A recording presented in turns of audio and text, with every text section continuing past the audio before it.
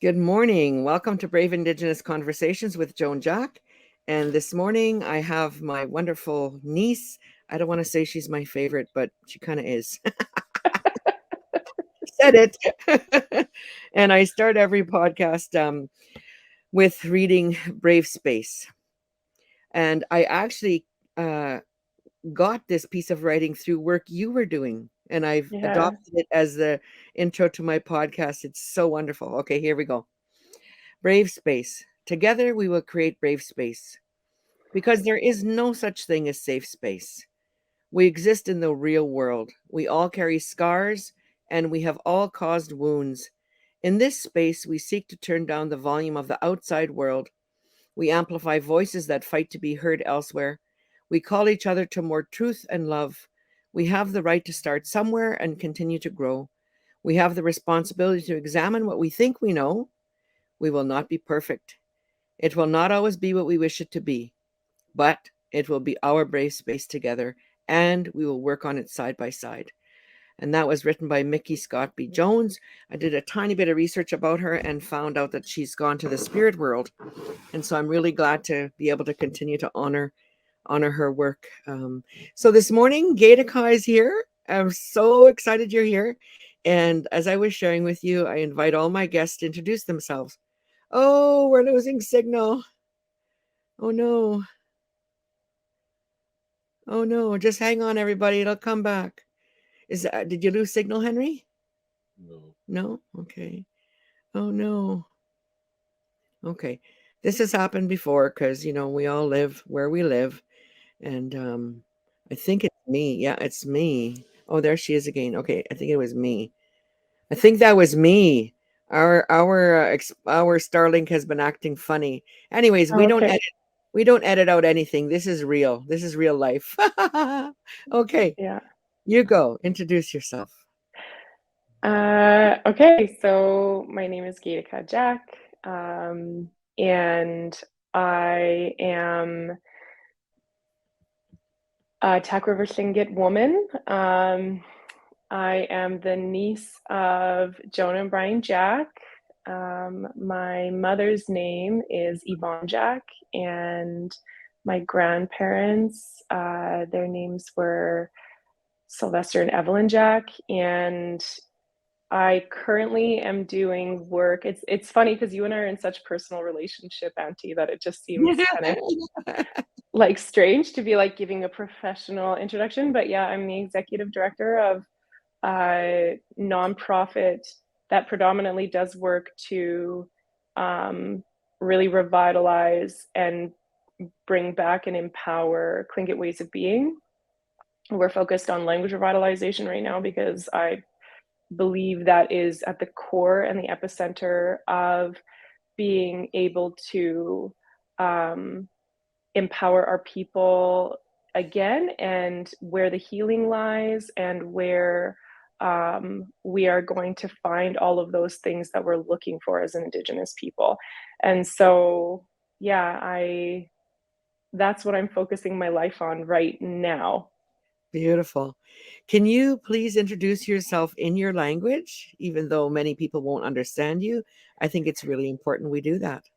Yeah, Ganesh Chish. I was like, should I do that or should I not? So I can definitely do that. It'll probably sound less stunted. That's so funny. So Kedika Jack Yuchatu Sauk Yanyedi Hatsiti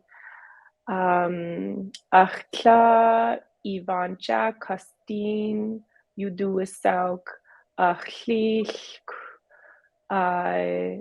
Evelyn Ka Sylvester Jack Ka Shagaki Ka Shkuyich Yudu Saugen Ach tuwuyak Khataya Yagi Ach Klak Kunach yak Yawakayin Ka Kunach yak oh gee, Ikunach yak Wish ini huni she the hini huni ijivu ka achtua sigu yawa ka wish inwa aya ka kua hini huni ijivu klich ha yawa ka she the hini klich Sunday.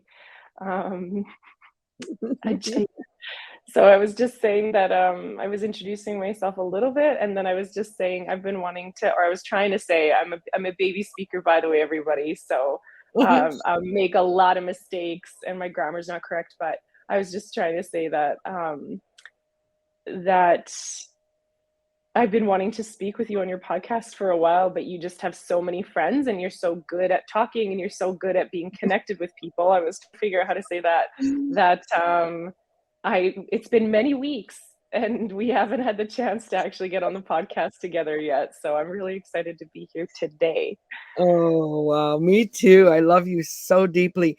Did you figure out a word for podcast or did you have to describe that we were talking to each other? All I said was I wanted to talk here with you like this, I was trying to say, just Okay. in this way. That's beautiful. Okay. So the great thing is that I'm not Joe Rogan yet. So not that many people are listening. So we're okay. And I totally value the people that are listening. And so, for those of you that are listening or listen to the replay, please share this to your social media because, both of us for sure, and every single one of my guests, we're out to make a difference in the world. Like Mm. everyone I know, I actually don't even know anyone who's not out to make a difference in the world. So this is Mm. really good. I was thinking you might want to. Okay, so how long ago was it? Share with us about when you first got the, oh my God, I'm going to work to save my language. Oh, well, that part started like I don't remember a time where I didn't have that in my spirit and as a part of my Mm, being.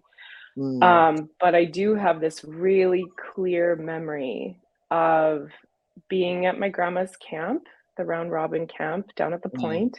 uh, And I never got to spend time with my grandma alone. Like I was just one of so many grandchildren, and like I'm one of four in my own family.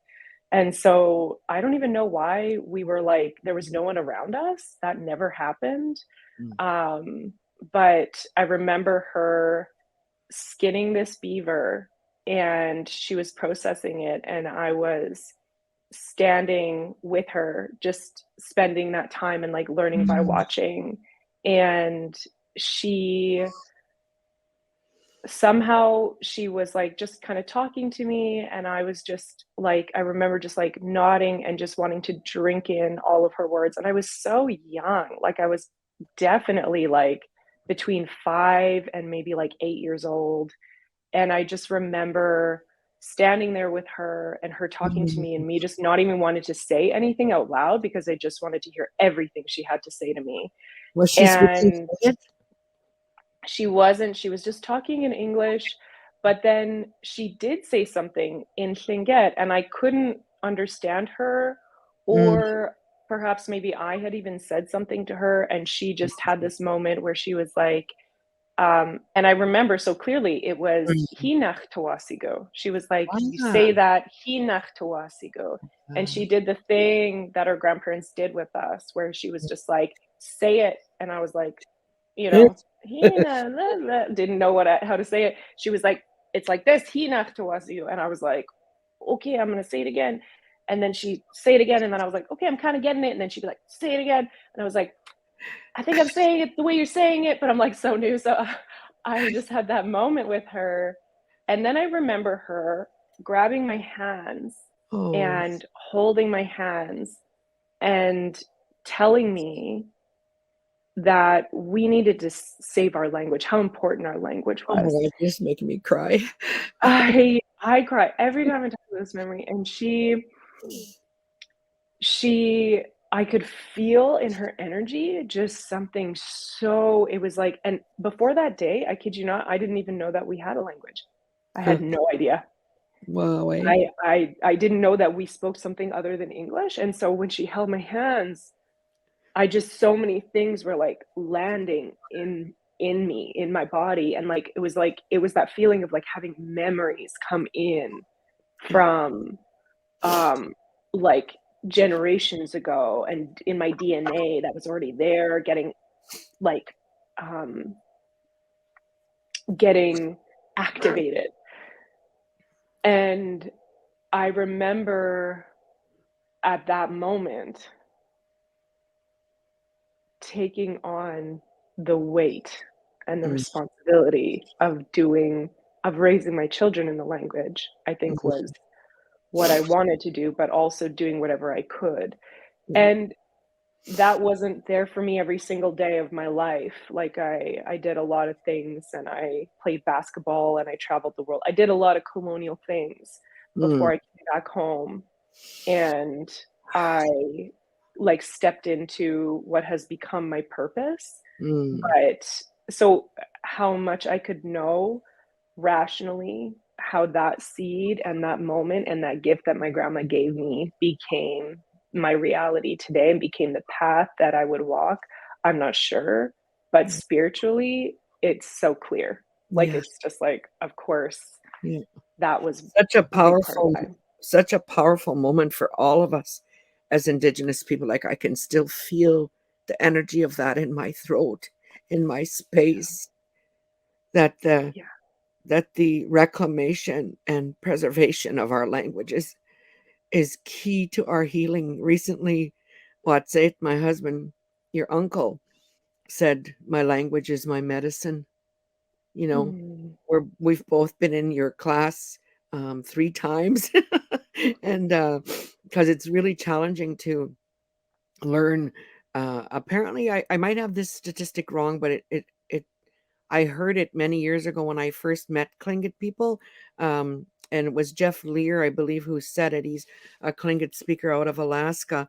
And he said that in terms of global languages globally, that Tlingit was one of the top like 15. I think he said it was like number 12 hardest to learn, like of mhm. all languages. And I was like, holy mackerel. Is that stat? Have you ever heard that stat before? I have. I've heard statistics like that and also things that are like Tlingit has like 4 sounds that aren't in any other languages in the whole world, like things like that, and I'm just like, Yeah. "Eh, don't tell And me that, it's intimidating." I know, I know. I also remember when we're in Anishinaabe, I'm in Anishinaabe, and we first moved up in 91, April 28, 1991. I drove down the Atlan Road. And I remember when we first heard those old people speaking Tlingit, because when we arrived, there were three, maybe three, four fluent speakers left in Atlan. And Mhm. so the first time my mom and I heard them talking, my mom said to me, they sound like they're choking on fish bones. Yeah, Because yeah, it's so guttural. The language is so yeah. guttural. And I just want to share a little bit that I didn't I recently well, like I said, we've been in the class, I think it's 3 times, L1, and I didn't think I could make those sounds, and at the beginning I couldn't. Like I would try to say stuff and like nothing would come out. And I'm getting pretty good at it now. Like I'm getting pretty so we can learn. But I don't want to talk Mhm, about me. I want to hear. So then, okay, fast forward. You had that powerful, beautiful, life-changing moment as a child. And mhm, and then in recent years, your mother and sister and not sure who else is involved created the nonprofit organization. I'm not sure where that happened in the continuum of your decision to. I called you in the label a Tlingit language warrior mm, because this is like being at war, and it's that serious. We're fighting for our yeah, lives. And so you're a yeah, Tlingit language warrior in my mind, in my heart. So when I don't know when the corporation was created in the sequence of your deciding to do this. I'll just share this. I remember recent past, like, I don't know, 5 years or whatever, that, you started coming around the community a lot again, and you were on this language thing, and um, I remember your uncle and I just kind of watching you and thinking, oh my God, like she's dead serious. Like she's dead serious, about this. Mm. And so, yeah, share what you want to about that. So amazing. Hmm. It's cool to hear how it occurred for others and what you Mm, witnessed, yes. because for myself internally, it's just like the reality I was existing in, and it was my everyday. Um, but yeah, I mean, the I think that I almost have to share touchstones of Mm. my story. So I remember, the first time I ever really committed to learning language with maybe a determination that's like always been a part of my personality. I was 13 and there were language classes happening in Whitehorse. And I literally like drummed up my whole family. Like I found this picture recently and there's a whole bunch of us in there. Joe Binger, if Joe Binger ever watches this podcast, really young, so young that I barely even recognized him. I was like, what? Binger was in my first class. He's also a Tlingit language warrior. And I was like, oh my God, we're in the same class together. And so I drummed up everyone, my mom and my auntie and my uncle Mike Smith, actually, class, and my little sister came as well. And so we all ended up in this class together. And it was the first time I ever experienced a class where there was a built-in plateau. We were just going through the program that was developed by the YNLC, and we would go through a certain amount of lessons, but anytime someone new came in, we would go back to lesson one. And Wow. so just as one example that, I was 13 and like a sponge just ready to drink in this language. And my little sister and I, of course, she was like 8. We were just speaking to each other a little bit and trying to there was no communicative approach, but we were trying to speak to each other as much as we could. And she was like young and open. And so we were doing a thing. But I realized that that was not going to move me forward. I was plateauing, and I realized it even then. And so I Mm. remember deciding not to go, standing at the top of the stairs and being like, my mom was like, it's language class time. It was like Wednesday nights. I still remember that. And I was standing at the top of the stairs. I'm like, I'm not going. I'm not learning anything there anymore. Having a whole 13-year-old moment. And my mom being like, okay, bye then. We're going to still go. And she like left. And I went to the class anyway. But that was like the first moment. And so when I kind of had finished world traveling, which is what I was focused on right after graduating for a while, I was like, there is no place that I want to be more than in Atlin. I want to move home. Mm. And but then I knew that we didn't have any language there, and I knew that some internal clock was like, if you're gonna raise your babies in the language, which is what you decided when you were 5 years old, you need to start doing that now. And so I just went where I thought the language was. Mm. And it turned out there weren't any language classes happening in where I moved, which was Teslin. And so I started working in the daycare in Teslin, which is another small Tlingit community, one of our sister communities to where my auntie Joan and I live. And they didn't have classes. And also I was working in a daycare that was saying it was a language nest, but there was no language happening in there. And they also Mm. wouldn't support me to learn language. So Mm. it became like a really kind of like a bit of a rude awakening to Mm. just enter in and to be one of those people. And I think that there's a lot of people who could identify with this, Mm. who is like, when I decide to learn, it will be there for me. And Mm. that's just not true. That's Mm. just not true, everybody. Like, you really need to move forward into the landscape of the revitalization of the language of your people to understand how dire and stark it really is in there. And so I was experiencing all these confronting, like, wait, what? There's no language classes. People don't support language. Even if you're committed and you're willing to do whatever it takes, the amount of speakers that we had available to us. In Teslin, they had the most of all of our 3 sister communities here on the inland, and they still have the most. And it was so few, and we're just kind of getting to a point where people are getting really honest about how dire those statistics are. Mm. And at the time, we had one fluent burst speaker who was still kind of working with language. He must have been in his 80s or 90s at the time. That would have been Jackie Williams Right. in our community. Yeah. And he passed away before I even moved home, or right after I moved home, I think. Yeah. And so he was our last speaker. So then technically, we were extinct. Our dialect in Atlin was extinct.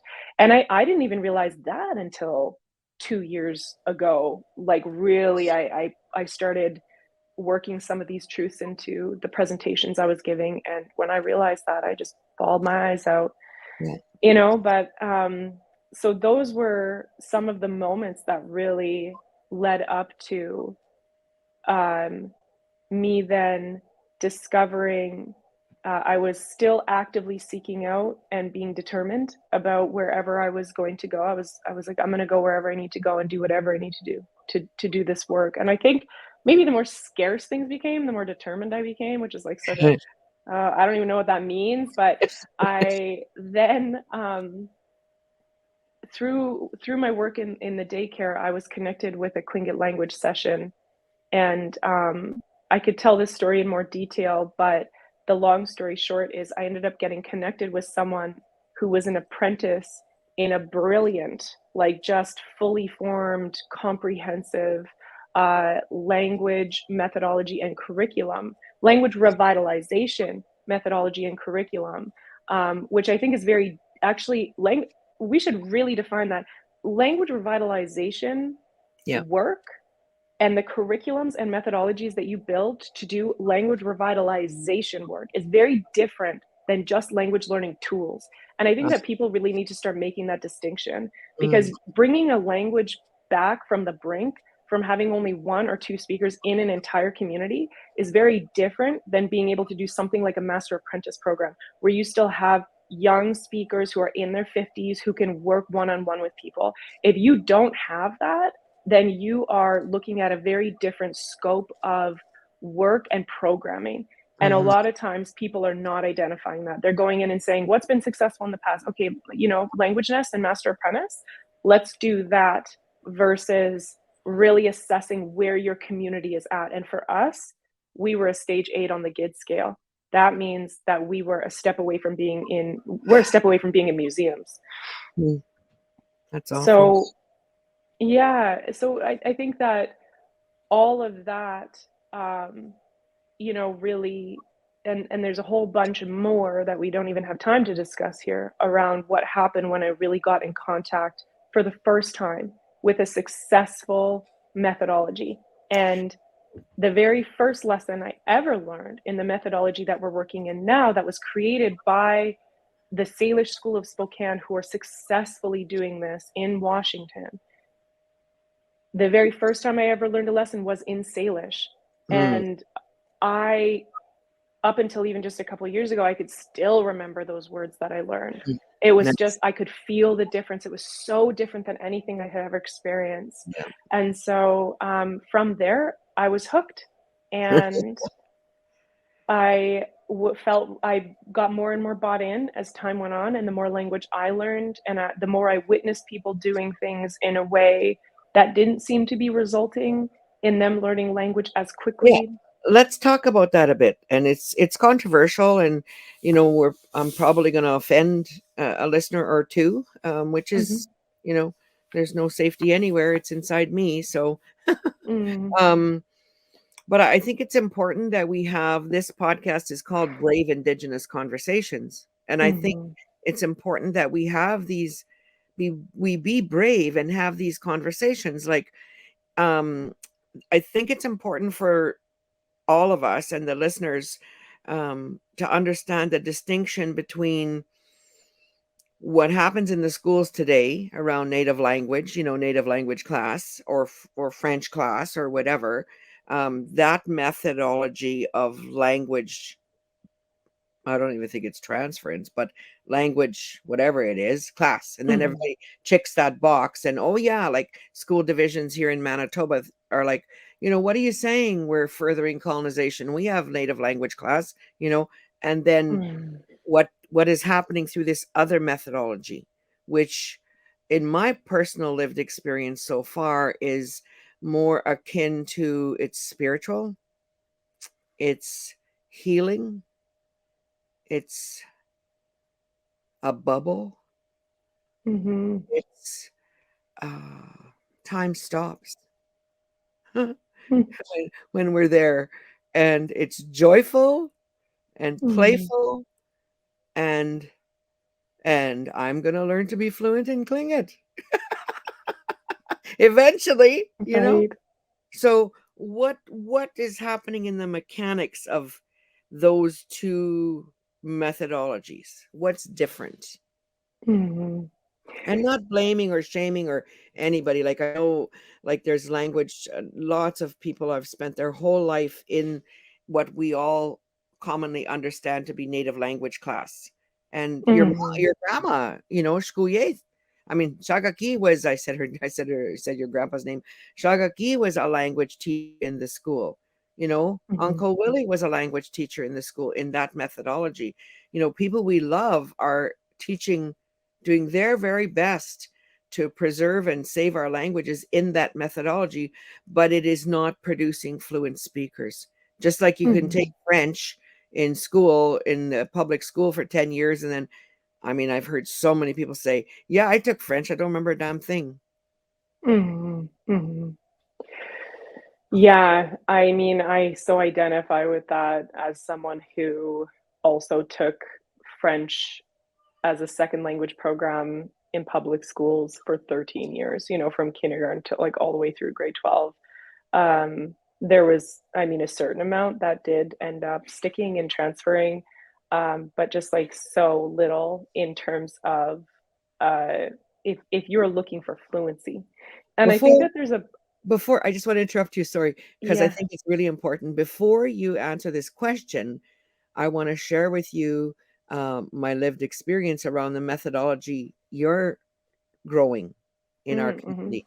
So, one of the elders who was in the class with me and with us that time, then one of the times I was in there, and his daughter is one of your language warriors now, and he was saying, we were talking about the language and the value of these classes and stuff, and he said, "Well, I watched my grandson try to get his mother's attention the other day when she was cooking something, and Mm-hmm. the little boy was speaking English, and he was saying, 'Mom, mom, mom,' which kids do. And then the mother, his daughter, was like, 'I told you, I'm making supper right now. I can't, you know just have to wait. Mom, mom, mom, mom, I told you, I'm making supper right now. You have to wait,' kind of thing. The third time, the elder told me, he said the third time his grandson went in, and he's like, I don't know, 5, maybe, and he spoke to his mom in Tlingit. Tlingit. He said what he wanted, and if that makes me want to cry. And of course, she stopped what she was doing, and tended to him. So in Mm-hmm. that family, the work you're doing is creating every. You're all doing. I know you're not Mm-hmm. alone anymore. Is creating speakers. Yeah. Mm-hmm. So Mm-hmm. why is that happening? Oh, so many things. So when Children of the Taku Society almost like even does a presentation at any point, I mean, we'll do trainings and when we really try to explain this in depth for anyone who's ever interested in taking on the methodology, developing the curriculum, it's like days. We're talking. And so, yeah, I mean, you asked a couple of really important questions there. So I think what I'll do is I'll just focus on the ones that you asked, so that because that's probably what we have time for. Yeah. And so, um, I guess a good comparison for folks to make would be uh, the difference between the program that we're running for an Indigenous language versus what might be happening in a public school Mhm. for French second language, in what's now called Canada, because that's considered to be, right, like Mm. the second language of what's now called Canada. And so I think that for those programs, you have to really start, and the comparison of those programs, you have to really start at the GID scale. And that's one of the fundamental teachings that a man named Joshua A. Fishman brought to the table that really changed and transformed the revitalization methodology that we're working within right now.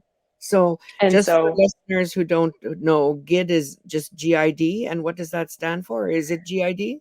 yeah, it's the GID scale, so it's GID, and it's the Graded Intergenerational Disruption Scale. And really, it's not, so I guess it's GIDS. It's really that part is not important to remember. The concepts that are in the scale are really important to know. Okay. So it's a good starting point for any language to consider. Mm. Um, where and he has many publications, but in the one particular one that we are learning from, it's called Reversing Language Shift. Mm. Um, there are, I think, 8 uh, numbers on the GID scale, and every single language in the whole world is represented on that scale. And so a level 1 language would be something, and there are definitions, really simple definitions behind each level. And so a level 1 language would be one that is used in government. It's like on your cereal boxes. Yeah. People are learning those languages in public schools. And so languages like English and French are the like a level 1 language. They're available, they're around, there's places where you can go and immerse yourself in those languages. And then you go to level 2, 3, 4, 5, 6, and there's varying levels within that where you're starting to um, languages start to become less available in those levels. And so at a level 6, you're really looking at kind of like there are language families, um, and it's kind of like maybe like a I can't remember what the people are, who the people are, but maybe like Mennonite communities where they Mm. speak, or like Amish communities where Mhm. they've created a small language culture community.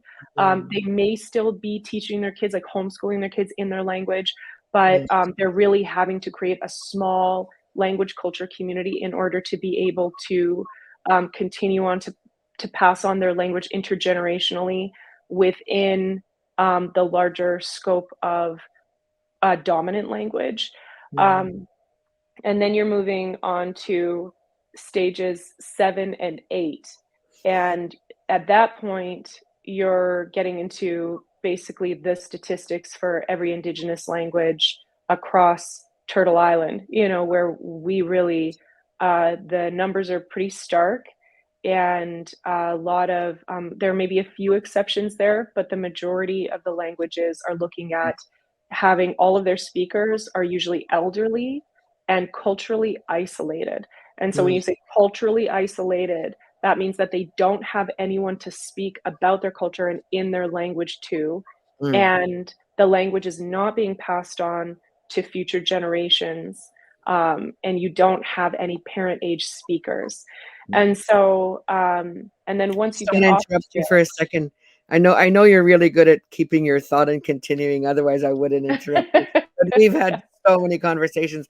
As you were talking about that, I was thinking in my mind about Barons River, where I'm from, and I was thinking about what is key. I think one of the keys is the heads of the family. Typically, it's a husband and wife, and so that speak to each other at home all the time in front of Mhm, their children. mhm, And I went in, it's not a huge community. I'm in my mind, I went house to house, kind of the general areas, not exactly every house, but, you know, and I identified that. Um, Helen and Claude Belanger, I think, probably speak to each other Anishinaabe in at home, you know? And I Mhm. wonder how that has impacted their children. I'm gonna get a hold of her after and see if she'll talk to me, because I'm suspecting that her children are what you've taught me are silent speakers, where you understand everything. And I think Mhm. there's probably a degree of fluency within silent speakers too, obviously. Mhm.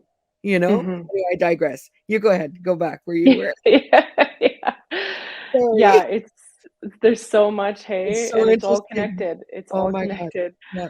Um, so yeah, I think that in order to really even have a starting point at all, we visit the kids. There's a lot more to it. We don't have enough time to talk about all of it right now.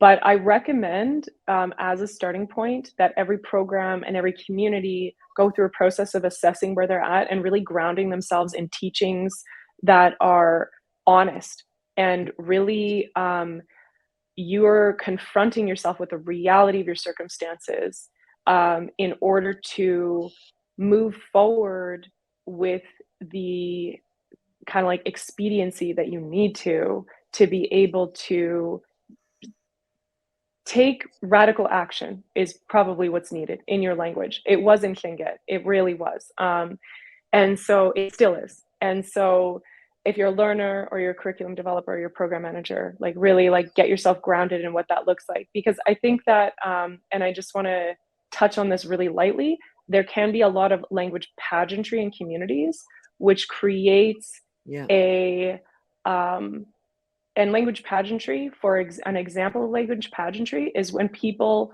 only speak in ceremony, for example. Yeah. And so they are coming to public events and they don't speak in their homes, but they come to public events and they say very beautiful memorized speeches. Mm. As nice as that is, and as good as it feels, it fits in the category of language pageantry, which is really important to identify and get honest with yourself about, Yes. um, in order to be able to understand the detriment that language pageantry can cause in your community Yeah. when the average person and someone who may not be engaged in programming and is a little more distant is looking and thinking, oh, great, there are still speakers, our language is safe. There's someone who's holding on to that for me in the future if I ever decide that I want to show up, which was, of course, maybe it's a part of everybody's story to have that confronting moment where you really start to commit your life to language, Yes. and for the future generations, usually, and you realize how little there actually is. Yeah. So, um, it's really important to have that honesty as a starting point. The GIDS helps you get there, and then from there, we're really looking forward to which programs are appropriate and are going to be successful for the level that your language is at on the GIDS. And you Yeah. have to be really careful about your decision making around that too. Because actually, if you're a stage 8 on the GIDS scale and you start using, oh God, I've heard people use level 1 strategies. But even if you're using, say, level 5 strategies or level Yeah. 6 strategies, you will not be successful in your language revitalization efforts.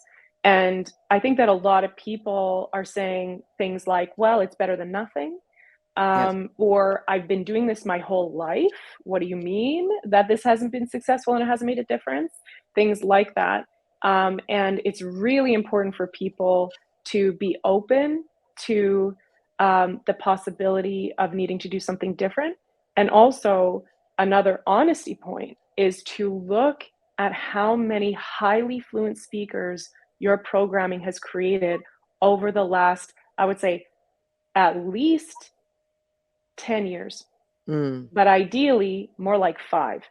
Mm. You should be creating highly fluent speakers in your language, especially if you're at a level 7 or 8 on the GID scale, um, in about 5 years, and really like measuring that and not leaving it up to um, chance or measuring maybe things that are feel good, for example.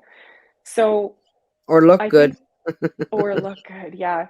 So to bring it back to the differences Yeah. between a program like a French second language program in a school where French is a level one language, first of all, and it has never been proven that a second language program in a public school is an effective methodology Mm. to bring to develop highly fluent speakers who are Mm. coming out in grade 12 and graduating as highly fluent speakers. That doesn't happen. And so it's interesting. It seems so simple. Hey, when you say it, you're like, Yeah. but you Yeah. could just measure how many people are, you could measure how effective it is. And language is this beautiful thing. You really can't measure culture. You just can't. It's like this impossible thing. But you can measure language, actually. You can measure how many words someone can say. It's so highly measurable Yeah. that, and this may be a bit more of an advanced concept for some people, but you can actually use the language, measuring language as the measurement for culture as well in your community. And you can measure how much growth there is by using that as the vehicle.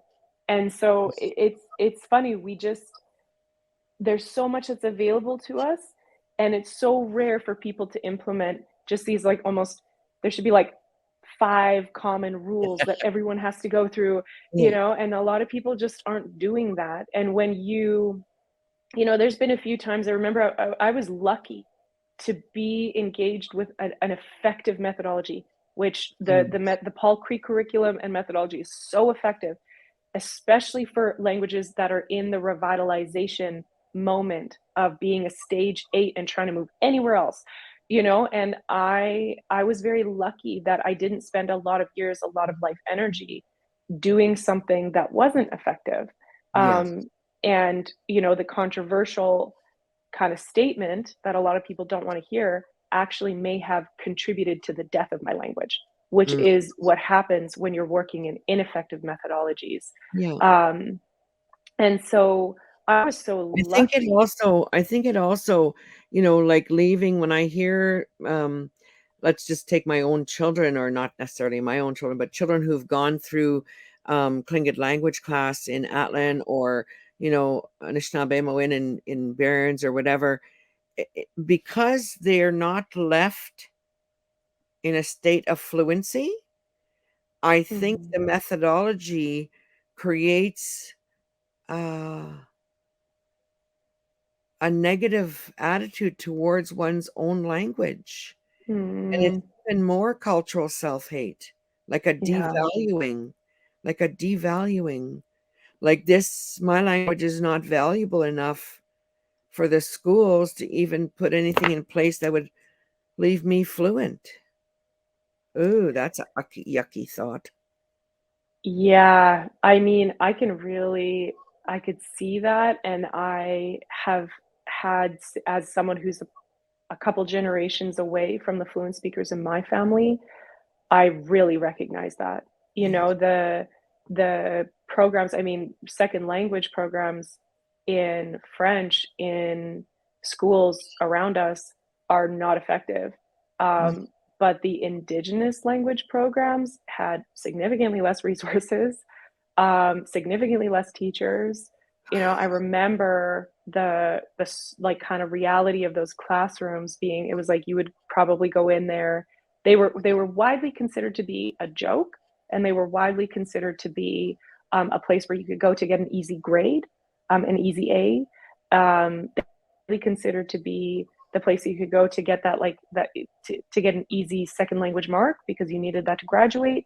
And you would go in there, or hear stories from like fellow students about how they would go in and they would just like color all day, things like that, that were just really kind of tragic. And so I think that it was difficult for those students, but it was also difficult for teachers. We kind of, you mentioned my grandma going Mhm. into the school and teaching, and I was never one of her students, Mhm. but I can only imagine how difficult it is for Indigenous language teachers going in with so few resources so little support. It's just a box that the colonial government is ticking, and they're really, their experience of it would be, they're just set up for failure, in Absolutely. so many ways. It's another And situation where we are cooperating in our own oppression. I hate, and it's not personal.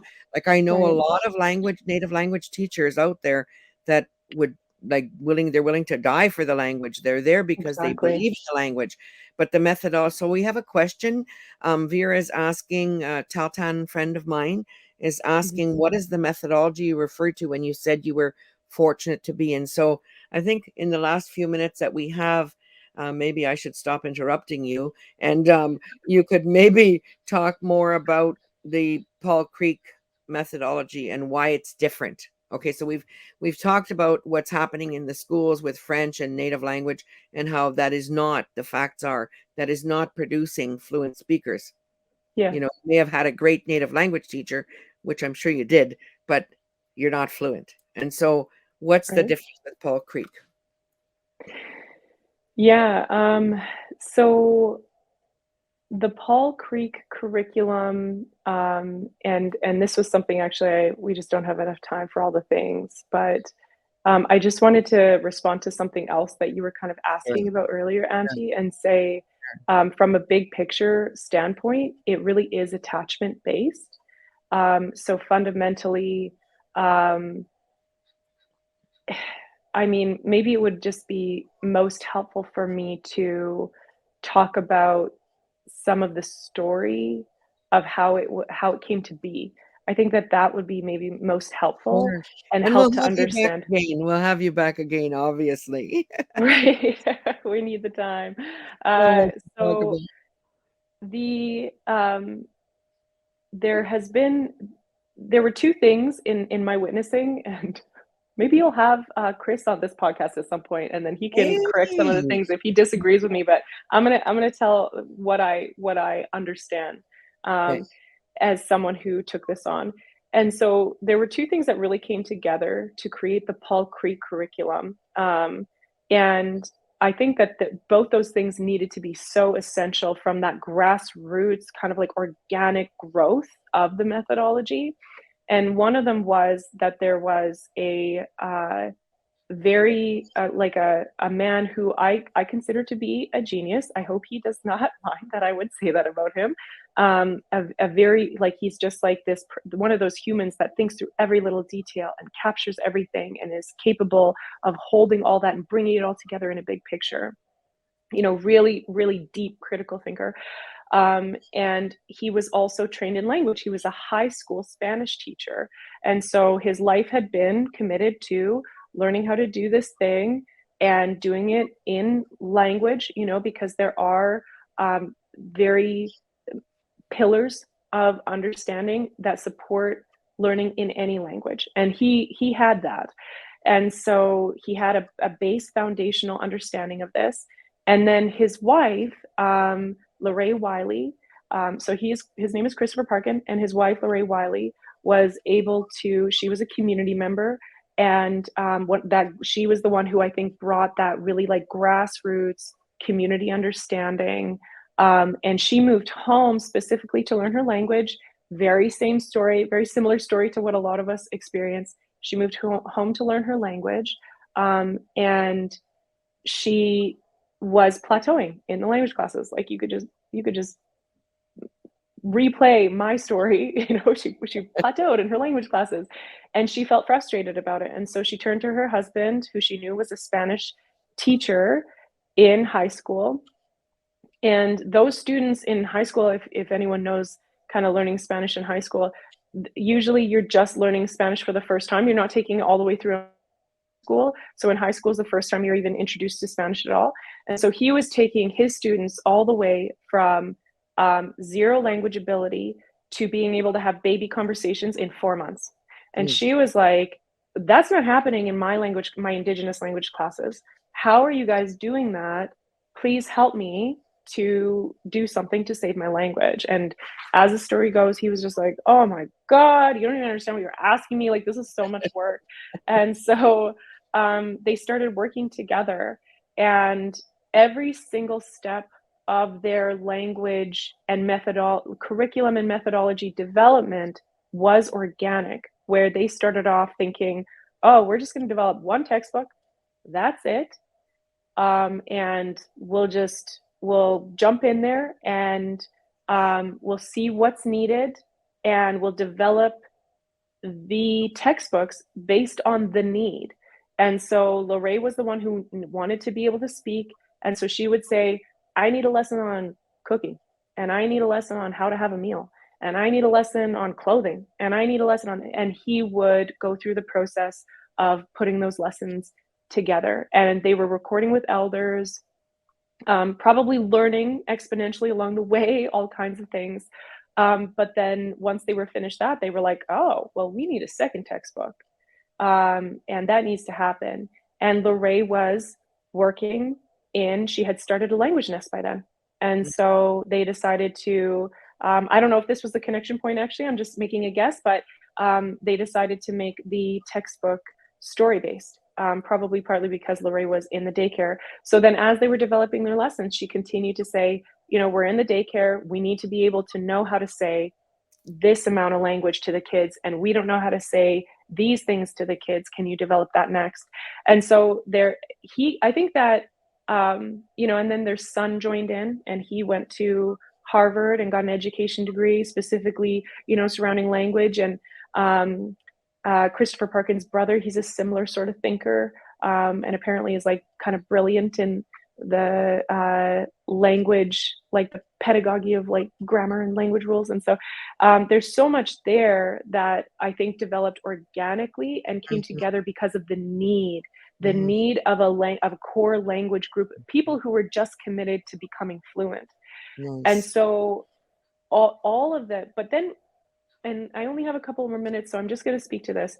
But then for those of us who are picking it up and doing something with it later, we're just doing exactly what they did. We're mimicking them exactly the same. We have to change a few things because, of course, our language is different. But we're just like, hey, how did you do it? Because they've been successful in now creating a K-12 school, all in immersion, that I have visited.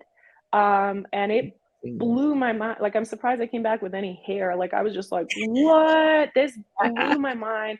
I sat in on a grade 6 math class that was all in their language. And I was like, what? This level of revitalization is possible? I don't even know, like, even in your mind, you kind of like know, but you can't really know until you're sitting in that class, sweating it out next to a 9-year-old who's doing decimals and speaking in her language entirely and looking at you like you're stupid because you can't, not only can you not speak her language, but you can't remember how to do decimals. I'm like, oh my God, rolling the dice, playing the game with her, and I think that, so there's so much more that I could speak to in terms of this methodology, but what I only have time to speak to is the unprecedented success that they've had as a stage 8 language, where they were in a very similar status as the Tlingit, especially our inland communities, where by the time I got into this work, we had one speaker left in our community, and that was exactly the same. And they actually have 3 sister Salish communities, very similar to us. Wow. And they had very few speakers. They had to travel to another community to work with those speakers. That's the same thing we had to do, and so everything about it was just such an organic feeling. It moved us away from, and I think that this is the piece that we really need to speak to, is a lot of programs right now are, whatever your foundation, whatever your methodology, if you are spending time in your program speaking about your language in English, you're probably struggling to create highly fluent speakers. And that's just true. And we're seeing that across the board. People may even become highly proficient in reading and writing, but their ability to communicate and actually speak the language is like totally incongruent with the rest of their skill sets. And so we're seeing that a lot. And this program is the exact opposite. It is in immersion from the very beginning. It is communicative based, so our level of comprehension and our ability to produce language is so high. We learn, in a nutshell, you're learning your language, your Indigenous language, the same way that a baby would. Yeah. And this program brings fully grown adults Yeah. through a process of learning their language the way that a baby would. And that starts with recognition, moves on to comprehension, and then you're doing limited production, and then you're moving into full production. And every single lesson from the very beginning of the textbooks brings you through that process. And so you're not jumping into, on day one, a breakdown Production. of the Tlingit verb and classifiers and all these things that when I first was engaged in Tlingit language classes, I was overwhelmed by, and my brain just really isn't built for. So it Mm, didn't work for me. yeah. But anyways, yeah, so there's so many things about this. I'm sure we'll have to do a deep dive and breakdown in future Yeah. podcasts. But yeah, gonna Absolutely. cheese for the question, Vera. Oh. So I was going to say, I think uh, to keep the momentum of our conversation going, I know you're super, super busy, as am I. Everybody who's living life is busy.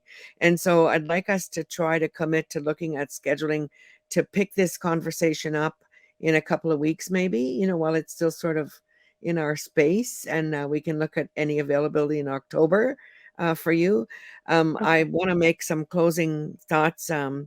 About language, and then you can, and if we go over whatever, I mean, people can hang up, tune out, press leave whenever they want. um I just generally like to keep it to an hour because people are busy and whatever. Mhm, um mhm, so what I want, and then I'll close at the end after you say whatever you want. um where I'm at with the Tlingit language and my journey, it's first of all such an honor. I'm not Tlingit, and I'm so honored to even have this opportunity. And I bought in wholly, finally, um, for myself. At the beginning, it was for my husband, to support my husband. But actually, being in the bubble of the baby language class, it's such a beautiful space, like unbelievable joy and curiosity. And I was like, oh my God, I need this. I just need this in my life, period. Whether I end up speaking Tlingit or not, like the spaces that the methodology creates is so sacred. So I just wanted to share that. But even mhm, from day one, I'm a philosopher, as you know, because you and I have mhm, spent many, many, many hours, and I love spending time with you. Um, my language journey, with my own language, I'm not fluent, conversational in a practical sense. Like I can ask you if in descate, like, are you hungry, ante wenjian, where you from, like I can get by on at a very mhm, basic conversational level. But when I was in law school, a lot of the law is based on philosophy. I mean, anywhere in the world, ideas, eh? And so, as I was being introduced to these legal ideas, I phoned fluent speakers in Barron's and said, like, do we say this? Like, how do we? And so I'm really concerned. I'm really concerned that um, that that much of the language work, not necessarily the stuff you're doing through the Paul Creek curriculum, but because I think we'll get there, is what I'm thinking. We'll get to the philosophy and law because we're mhm, babies, eh? And so we're going to get mhm, there. But that most of the work is done for the convenience of English. Most of the mhm, language work is done for the convenience of English. And really, uh, who we are philosophically and who we're supposed to be as Indigenous people, like my state of being as an Indigenous person, is in my language, because my language dictates my ideas and my ideas dictate my action. And so mhm, until we get to that stage of the reclamation of the philosophy within our language, I can go on and on about that too. There's a few concepts in Anishinaabe culture that I've been able to find in the language, that I think there's a huge vacuum of, I haven't found it yet anyway, where Mm-hmm. go and learn. Like I'm just like crawling along here on my own, trying to figure out Anishinaabe philosophy and law, Mm-hmm. you know, and same for Klinget, like where is that Mm-hmm. body anyway? So I just wanted to share that with you. That's another Yeah, yeah. It totally is. I could share, I think, one small thing that is very helpful because I'm really hopeful too. I think that a large part and something that I could speak to that might be helpful for folks and just seems to be foundational to this language methodology and program is that you can have faith um, that these things are going to happen. And so a lot of the times, I think people structure in the present their programming or the rules of their classroom or even the way that they may interact with students and other language learners and speakers based in their own present fears of, of scarcity. There's a scarcity Mhm, mentality we're always operating from. mhm, And so you can have faith that there will be enough and that things will shift and change the way that they need to. And so a mm, huge part of and core of the methodology that we work within is that we don't correct. And we always kind of like explain it through that kind of like baby relationships with baby speakers. Of course, you would never correct a baby who was like saying their first words and say, no, it's not mama, it's mother. Say it with me, mother. You know, we always like give this like haha hilarious example. But I think that the foundation of that is you can have faith that these adult speakers are going to self correct and that they're going to course correct themselves and that mhm, they're going to find that way forward. And you mhm, don't have to make sure that happens right now because you're scared that if they say it wrong, that then they're going to pass it on wrong to their grandchildren and then everyone's going to say that word wrong for the rest of all time. You don't need to do that. You can just have faith, and so it's kind of hard to sometimes I think for people to conceptualize. They're like, but we've always corrected, yeah, I think that there's a certain amount of correction that you can do, but it's in right now in the language landscape, it's a little out of control. It's really immense, the correction, and it really dampens people's spirit. and the cultural So shaming, yeah, so I think ridiculing, that public ridicule, yeah. exactly. So I think that this same concept can be applied here, where it's like we can have faith that the revitalization of our language, even if we're baby speakers and we aren't immersed in a Klingit worldview yet, that will come with the Mm, revitalization of our language. mm, And one in our very first textbook, you already learned this Tlingit philosophical kind of like connection point where when you play tacha and you are playing a game where you're competing to see which picture um, and trying to win against one teammate, you at the end we say to you yiadlak, like you won, hey you won. Yiadlak is what we're saying. In theory it means you won. In English it means you won, but in Tlingit the concept is you're coming to shore. ah, So like you've it's arrived, very eh? beautiful. Yeah. Yeah. Okay, so is there anything any last thing you want to say? Because you were basically, accommodating me again, which is so wonderful, and saying goodbye Um, today. no, just Ganesh Chish, and this is like so nice. I'm so proud of you, Auntie. This Aw. is such a beautiful platform to be able to just chat and talk about things. And yeah, it's I think probably one more piece to a really big tapestry of how we move forward.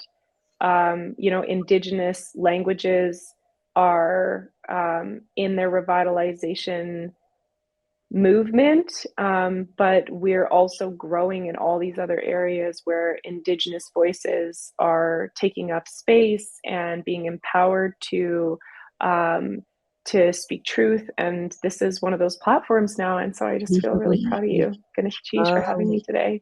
Ganashish, Exihan. Ich sicher I too. love you. Kisagian is how you say it in Soto. I was saying the other day, it's so interesting. I'm just such a rambler. Kisagian, which is I love you, is so close to Kisagian, which is I'm scared of you. Anyway, Oh, I don't know interesting. about that. So, for those of you who are new listeners and are listening on Spotify, you can't see about what I'm about to do. But for those of you listening, watching on YouTube, obviously you can see. And so, I love. I'm a goof. I'm a brilliant goof, is what I am, and I love being silly. And so I have a serious beading addiction. And so I decided at the beginning of the podcast that I was going to feature. I'm justifying my addiction to beaded earrings by featuring the artists, you see. Mhm. This is how addiction works. So these earrings here, and I'm so sad I don't remember her Klingit name right now. I don't know if you do, but Miskatulitsin? is that Jean's name? Yeah, Say it I again. could I could tell it's her Yeah. style. Yeah. Iskatulitsin. Yiska Tutlatzin made these. Jean Carlick, you can find her on Facebook. I asked her to make me them. I said, I want you to make me some Anishinaabe looking floral earrings. So she made those for me, and you can find her and support her. She supplements her income through her art. Mhm. And she's very talented. And she's my adopted Tlingit sister. So I'm gonna end the podcast now, and then you and I will say goodbye offline. Okay, sounds All good. right, everybody. Thanks for listening and sharing.